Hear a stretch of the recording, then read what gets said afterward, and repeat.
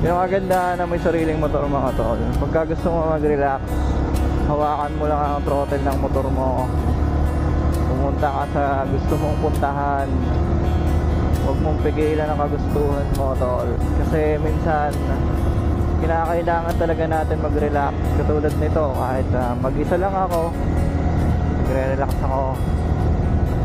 Ganito ko mag-relax.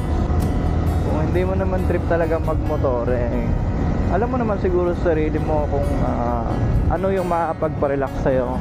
Punta ka sa beach, punta ka sa rest house mo, punta ka sa bukid, or kung gusto mo naman mag-hiking ka, bahala ka tol.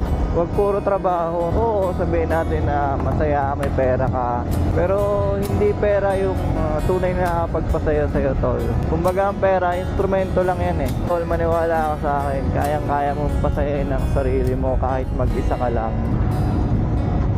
Hindi mo kailangan dumepende sa ibang tao, kasi minsan sila pa yung hihila sa'yo para umayaw ka sa mga kagustuhan mo.